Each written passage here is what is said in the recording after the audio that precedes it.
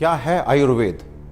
आपके किचन में रखे हुए कुछ गरम मसाले, या धोती कुर्ता और तिलक लगाकर पेड़ के नीचे दवाइयाँ बांटता हुआ कोई झोला छाप डॉक्टर, या आयुर्वेद के नाम पे सड़क के किनारे तंबू लगाकर दवाइयाँ बांटता हुआ एक पाखंडी, या बिना रिसर्च के लिखी गई कोई देहाती किताब? अफसोस की बात है कि हम में से अधिकतर लोग यही मानते हैं और यही जानते हैं, और इसी चूक का परिणाम है कि आज हमें यह दिन देखने को मिल रहा है।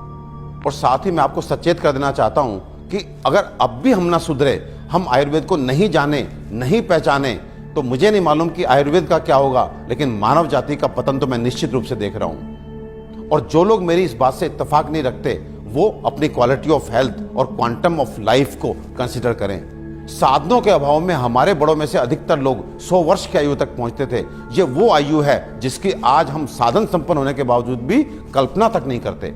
और मैं एक बार आपसे पूछना चाहता हूं कि ये जो मॉडर्न साइंस है, ये किस तरह का इलाज कर रही है? कि आपको यदि शुगर हो गया तो आप दवाई खाइए, कब तक? जिंदगी भर। आपको ब्लड प्रेशर हो गया, आप दवाई खाइए, कब तक? जिंदगी भर। आपको थायराइड हो गया, आप दवाई खाइए, कब तक? जिंदगी भर। आपकी किडनी खराब हो गई, बदल दीजिए। आपका लिवर खराब हो गया, बदल दीजिए। आपको गांठ हो गई, काट डालिए। ये किस तरह की चिकित्सा है? और ये चिकित्सा नहीं, ये केवल सिम्टम्स को दबाना है, क्योंकि ये बाहर से आपको नॉर्मल रीडिंग देते हैं, शुगर ठीक है, ब्लड प्रेशर ठीक है, लेकिन अंदर बीमारी अपना काम कर रही है। 15 साल बाद आपकी किडनी खराब, किससे? शुगर से, ब्लड प्रेशर से।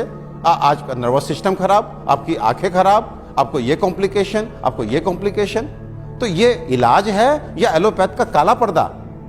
अपने 20 साल के क्लिनिकल एक्सपीरियंस से आपको बता देना चाहता हूं, ये जो आयुर्वेद विज्ञान है, ये समुद्र से भी गहरा, हिमालय से भी ऊंचा ऐसा जीवन का विज्ञान है जो आपके शरीर में और मन में किसी भी अवांछित परिवर्तन के बारे में आपको न केवल जानकारी देता है, बल्कि उसे जड़ से मिटाने के लिए पुख्ता इलाज भी देता है।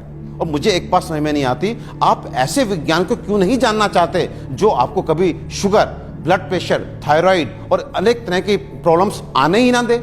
और यदि दुर्भाग्य से आ गई, आपके जेनेटिक कॉम्पोजिशन इस तरह का है कि आपको ये बीमारियां लग जाती हैं, तो इनसे कैसे आप बचे रहें और कैसे आप ठीक हो सकते हैं, इसके बारे में भी पुख्ता जानकारी दे।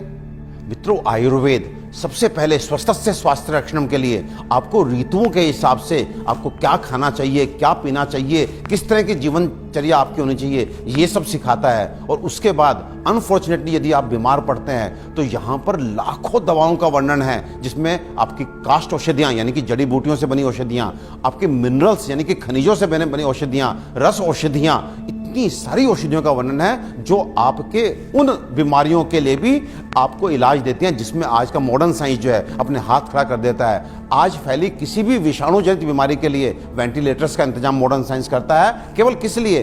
इसलिए कि वो तब तक आपको जीवित रख सके जब तक वायरस अपने आप आपको छोड़ के नहीं चला जाता। तो ये किस तरह का इलाज है? जबकि आयुर्वेदिक औषधियां ऐसी हैं जो सीधे जाके वायरस को मार के आपको बीमारी से बाहर लेके आती हैं, आपको मौत से मुंह के बाहर लेकर के आती हैं। तो दोस्तों, विश्वास कीजिए, अपने आयुर्वेद को मान दीजिए, सम्मान दीजिए, जानिए, पहचानिए, अपनाइए और अपने जीवन को, अपनी हेल्थ को अच्छा कीजिए।